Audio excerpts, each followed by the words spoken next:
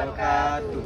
Kami dari kelompok 2 ingin menampilkan video tentang fisiologi dan teknologi pasca panen yang ada di Kabupaten Sambas.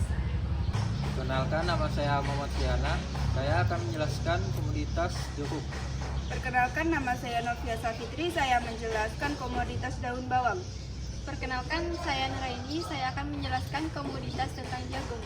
Perkenalkan, saya Nur Haliza. Saya akan menjelaskan tentang komoditas jagung. Saya Ika Sulamal yang akan menjelaskan komoditas pisang.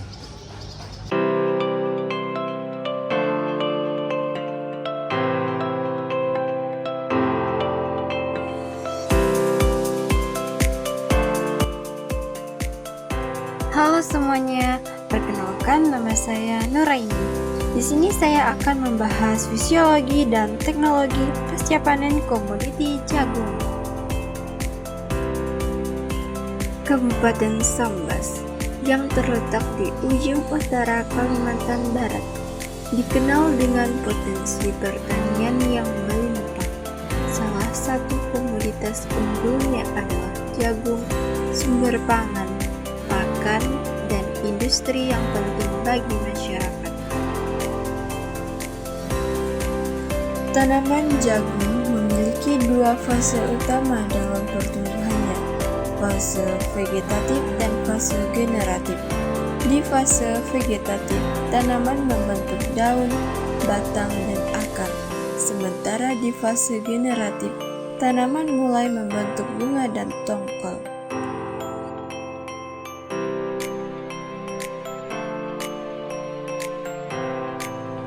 Di Sambas, iklim tropis dan curah hujan yang cukup memberikan kondisi ideal bagi pertumbuhan jagung, terutama pada lahan kering dan lahan rawa yang telah dimanfaatkan secara produktif oleh para petani.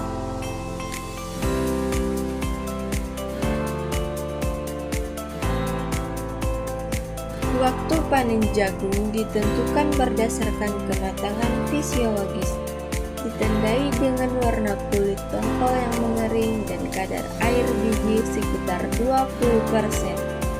Di Sambas, panen biasanya dilakukan secara manual dengan bantuan alat sederhana.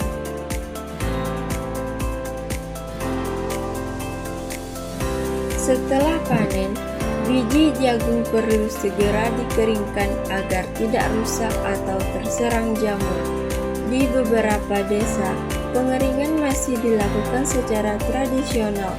Namun, teknologi pengering berbasis tenaga surya dan mesin mulai diperkenalkan.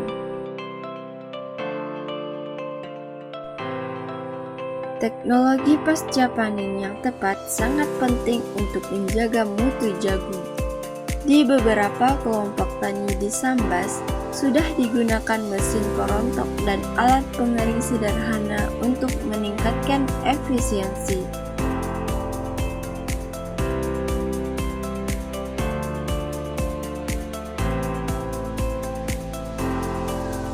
Beberapa inovasi lokal juga mulai dikembangkan, seperti pemanfaatan jagung sebagai pakan ternak olahan, jagung manis siap masak, bahkan bahan baku industri kecil seperti emping jagung dan tepung jagung.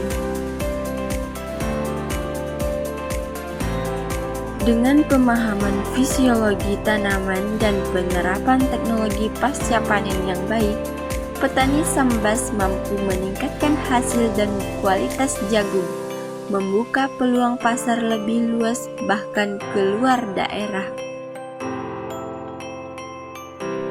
Mari kita dukung pertanian jagung di Sambas menuju pertanian yang modern, berdaya saing, dan menyejahterakan masyarakat. Assalamualaikum warahmatullahi wabarakatuh. Halo, perkenalkan nama saya Novia Safitri. Saya dari kelompok 2 ingin menjelaskan fisiologi pasca panen tentang daun bawang.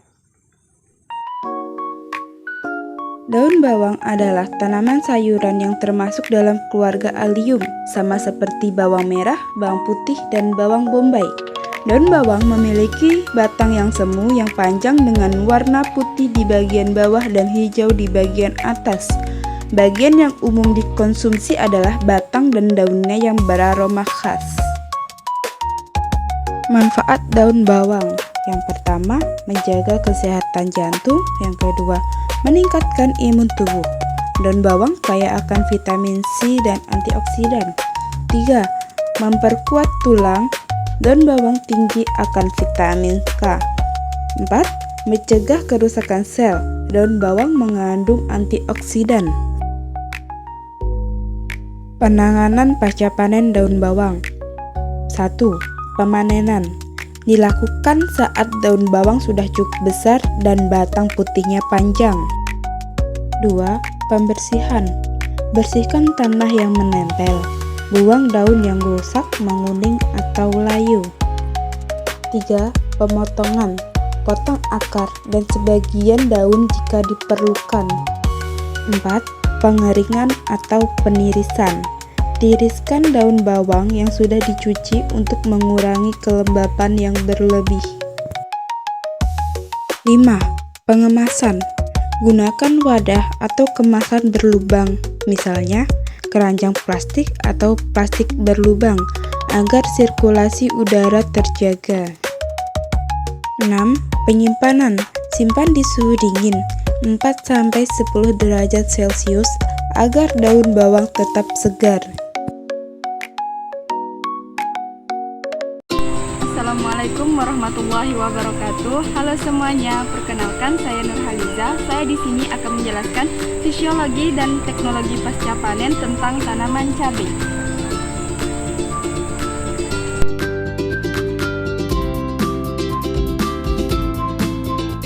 Cabai merupakan salah satu komoditas yang ada di daerah Sambas, Kabupaten Sambas. Cabai sudah sangat familiar di kalangan masyarakat saat ini karena memiliki berbagai macam manfaat. Cabai adalah salah satu jenis tanaman yang termasuk dalam famili Solanaceae. Cabai memiliki nama ilmiah capsicum dan merupakan sumber vitamin C dan antioksidan yang baik. Cabai banyak digunakan dalam masakan sebagai penyedap rasa dan penambah rasa pedas.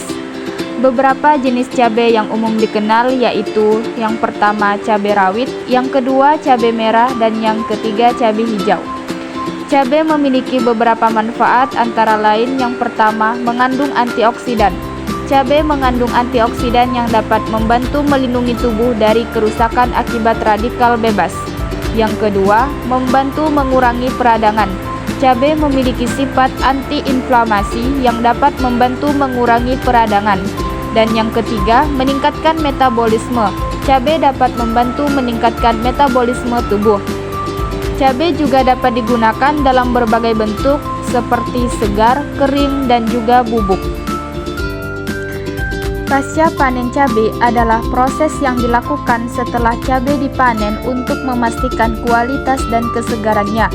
Beberapa kegiatan yang dilakukan pasca panen cabai antara lain yang pertama, sortasi. Cabai dipilah berdasarkan ukuran, warna, dan kualitas untuk memisahkan cabai yang baik dari yang rusak atau tidak memenuhi standar. Yang kedua, pembersihan. Cabai dibersihkan dari kotoran, daun, atau benda asing lainnya untuk meningkatkan kualitas dan keamanan pangan. Yang ketiga, pengeringan. Cabai dapat dikeringkan untuk mengurangi kadar air dan memperpanjang umur simpan. Yang keempat, pengemasan. Cabai dikemas dalam wadah yang sesuai untuk melindungi dari kerusakan dan mempertahankan kesegaran. Yang kelima, penyimpanan. Cabai disimpan dalam kondisi yang sesuai untuk mempertahankan kesegaran dan kualitas. Dan yang keenam, pengolahan. Cabai dapat diolah menjadi produk lain seperti saus cabai, cabai bubuk, atau cabai acar untuk meningkatkan nilai tambah dan memperpanjang umur simpan. Tujuan dari kegiatan pasca panen cabai adalah untuk yang pertama, meningkatkan kualitas. Meningkatkan kualitas cabai dengan memisahkan cabai yang baik dari yang rusak. Yang kedua, mempertahankan kesegaran.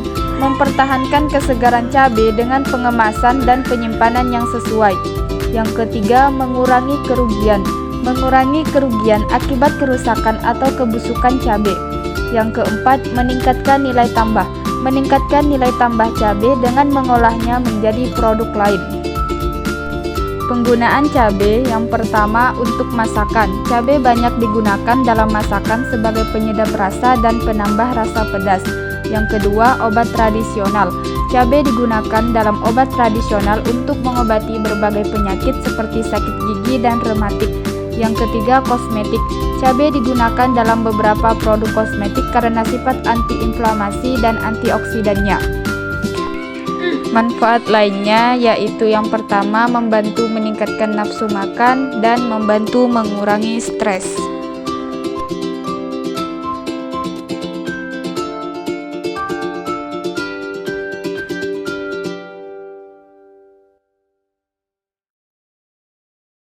And everybody's watching her, but she's looking at you.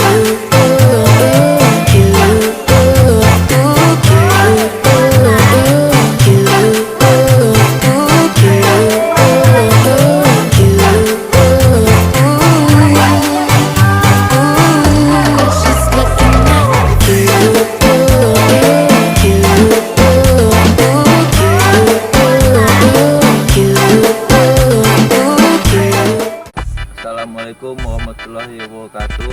Perkenalkan, nama saya Muhammad Suryana. Saya berasal dari Prodi Agroindustri Pangan kelas 2B. Dan saya akan menjelaskan kepada teman-teman untuk cara memanen limau yang benar dan mana buah limau yang bagus dan jelek, dan daunnya dan juga batang limaunya.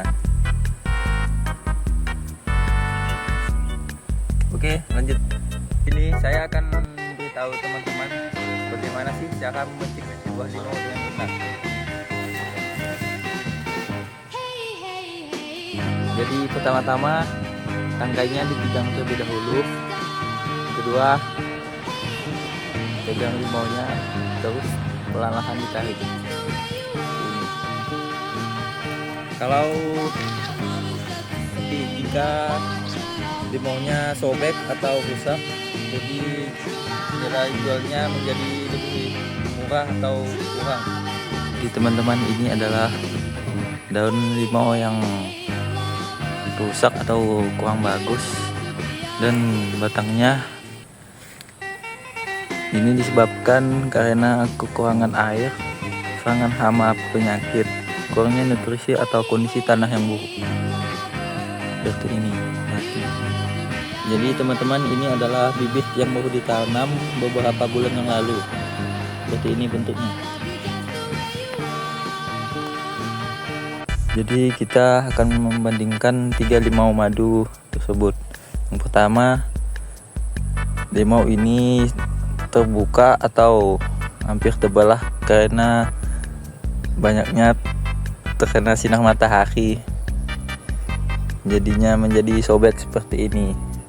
Yang tengah-tengah ini limaunya menguning dan tengah-tengahnya membusuk. Ini disebabkan oleh hama. Dan ini baru limau yang bagus atau bagus untuk dimakan dan dijual. Jadi setelah panen limau, kami menjual limaunya ke agen, atau bisa juga dibuat jus limau. Hai, kembali lagi sama saya, Ikhlasul Amal, yang membawakan materi fisiologi teknologi pasca panen pada pisang. Siapa sih yang tidak mengenal buah pisang?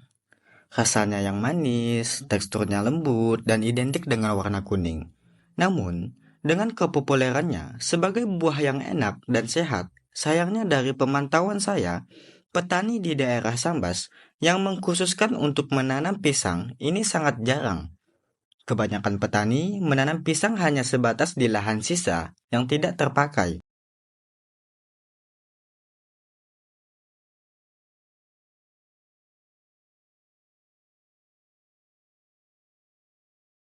Hal ini mungkin diakibatkan oleh penanganan yang agak rumit dibandingkan dengan komunitas lain, karena buah pisang ini sangat gampang rusak baik saat sebelum dipanen ataupun sesudah dipanen.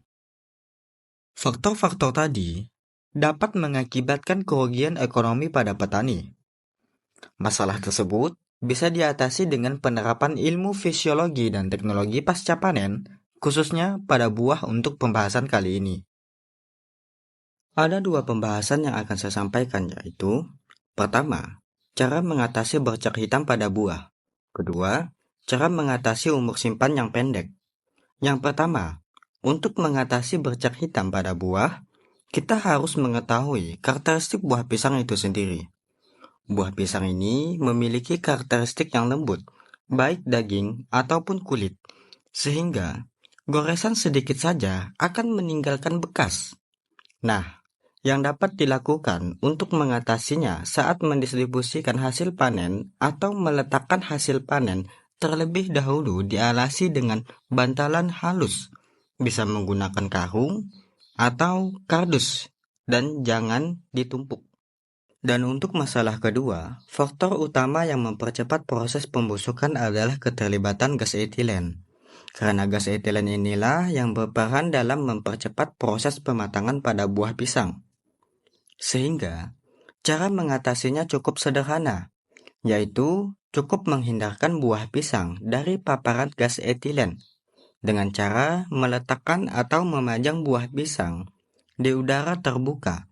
Bisa digantung atau disusun secara rapi dan jangan ditumpuk, sehingga gas etilen dapat menyebar di udara terbuka atau dapat melapisinya dengan larutan cangkang udang, karena di cangkang udang mengandung kitosan yang dapat melapisi serta melindungi buah pisang dari gas etilen. Sekian penyampaian video dari kami. Terima kasih. Wassalamualaikum warahmatullahi wabarakatuh.